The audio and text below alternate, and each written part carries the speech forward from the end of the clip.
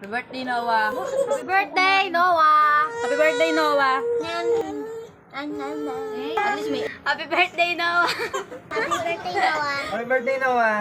Happy birthday, Noah. So yun na nga at may pa-VTR pa yung anak ko. At maraming salamat nga pala sa mga bumati. Nung January 6 pa nga pala ito at ito ang ikapitong kaarawan ni Kuya Noah. And I'm back. This is your Ate Cherise and welcome to my vlog. Si Papa Junior nga pala ang nakatoka magluto ngayon. Kung maalala nyo, naisugod ako sa ospital at naoperahan ako. Ang dahilan ko bakit ako naoperahan ay nagkaroon ako ng bato sa abdo. Kaya hindi ko malamang dahilan dahil hindi naman ako mahilig sa matatabang pagkain, sa mamantika at sa maalat. Alamang ay dahil sa nalilipasan ako ng gutom. Yes po, isa rin po yun sa nagiging dahilan kung bakit tayo nagkakaroon ng bato sa abdo. Hindi ito yung birthday na gusto ko para sa anak ko pero wala tayong magagawa. Hindi ko nga rin pala siya na ipag-bake o naigawa ng cake kaya naman umorder na lang kami sa isang sikat na bake shop at pinasulatan na lang namin ng ganyan. At least kako para kahit papano ay meron siyang cake. Kada magbe-birthday nga yung mga anak namin, si Papa Junior ay nagluluto ng mga pansit, kaya naman mga lumpia, sopas. Basta ako ang nakatoka sa mga kakanin at mga cake. At dito dahil nga hindi ako makakilos, hindi ko rin siya matulungan sa mga ginagawa niya. Inaaliw at pinapasaya na lang niya ako kahit napapagod na siya. Hindi ko lang alam talaga kung ano mararamdaman ko, kung magiging masaya ba ako o malulungkot sa nangyari sa akin. Pero sa ngayon, ang ginagawa ko ay nagpapagaling na lang talaga ako para na makatulong ako sa asawa ko. Ito nga palang niluluto niyang pansit bato ay galing sa lola ko. First time din niyang makapagluto nito. Tinatanong pa nga niya ako kung paano daw magluto nito. Sabi ko hindi pa ako nakakapagluto niyan. At ang sabi ko sa kanya, baka parang pansit bihon lang. Ngayon lang din kasi talaga kami makakapagluto ng pansit bato.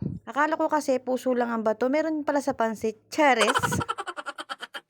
Wala man kaming ganong hawak na pera nung araw na yan. Ang importante ay may paghanda namin ng kahit papano si Kuya Noah. Dahil lang gusto ko talagang mayroong handa yung mga anak ko kahit papano. At buti na lang may mga nag-sponsor sa mga handa niya. Ang hirap kasi sa part namin kung kailan bagong taon nandun ako sa ospital. Kung kailan pagpasok ng taon, wala rin kami talagang pera. Pero isa talaga ang pinagpapasalamat namin ay wala na akong nararamdaman ngayon. Ito nga palang spaghetti na to ay binigay ng aking nanay at ng aking pinsan na si Roan. Nanay ko din pala ang nagluto nito. Dahil sa buong mundo, nanay ko ang pinakamasarap magluto ng spaghetti. At oo nga pala, baka nagtataka kayo dahil ngayon ko lang to na-i-upload at ngayon lang ako nag-voice over. Dahil nung birthday ni Kuya Noah, 1 linggo pa lang ako dito sa bahay at 1 linggo pa lang ako na-ooperahan. Hindi ko pa kayang magsalita ng mabilis at hindi ko pa kayang magsalita ng matagal. At nagpapasalamat ako sa mga kapatid ko dito dahil tinulungan nga nila ako. Wala dito yung pangalawa kong kapatid, malamang nung araw na yun nagtitinda siya sa eskwelahan. Ito pa naman yung gusto ko, yung ako dapat yung naghahanda ng pagkain ng mga anak ko. Ako yung nagluluto at ako pa rin yung magdi-design ng birthday nila. Pero ayun, buti na lang talaga at nandito yung mga kapatid ko. Dito sa part na to, medyo papansin talaga si Third.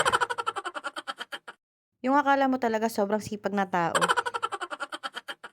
Akala ko talaga noon, bago ako maoperahan ay walang tutulong sa akin ng mga kapatid ko. Pero kahit hindi naman ako naoperahan, tutulong yung mga yan. Dito nga ay pinipigilan kong pumasok si Kuya Noah dahil surprise nga yung ginawa namin para sa kanya. Ang alam lang niya, birthday niya, pero hindi niya alam na meron siyang mga handa. Ito nga pala ay yung gift sa kanya ni Lola Lina. Maraming salamat po Lola Lina sa gift niyo kay Noah. Alam na alam niyo po at huling-huli niyo ang kiliti ng batang yan. At ito na nga pagpasok niyo ng bahay nila Nanay Ria, nakita niya na may mga handa siya. Pero ganyan yung reaction niya. Pero alam ko, masaya siya at na-appreciate niya yan. Dito nga pala sa part na to, gusto kong lagyan ng sound. Kaya lang iniisip ko, baka mamaya, maka-copyright naman tong video ko na to. Mas gusto ko kasi yung original sound para damang-dama ba yung saya nung bata. Kaya lang syempre ang Ate Charis nyo, takot sa copyright. Kaya naman tinanggal ko na lang yung sound niya. Nung araw na yan, hindi na rin ako nag-invite ng mga bata. Nagbigay na lang ako sa mga bata ng mga kahit papano, konting handa ni Kuya Noah. Sabi ko nga sa anak ko na yan, anak, pasensya ka na ngayon. Hindi pa natin afford o hindi pa natin kayang bumili ng maraming handa. Pero pag nagkaroon kami ng papa mo, babawi at babawi kami sa'yo dahil 7th birthday mo to. Pero sa ngayon, alam kong masaya ka kahit ganito lang. At least kahit papano, meron kang candle na iboblow. At alam ko rin na ikaw yung klase ng bata na hindi naghahangad na magarbong handa.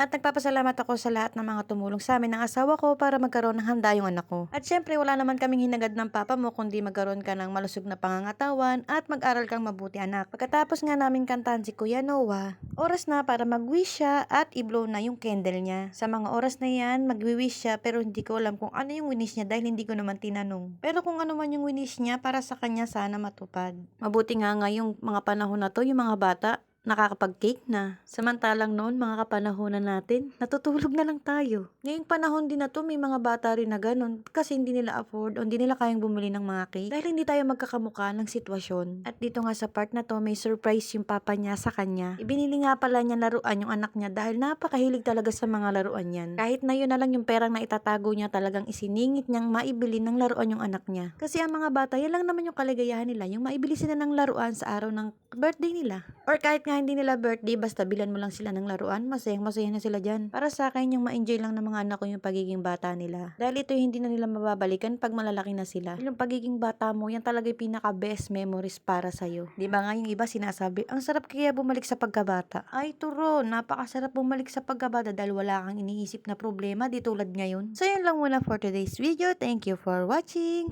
Annyeong!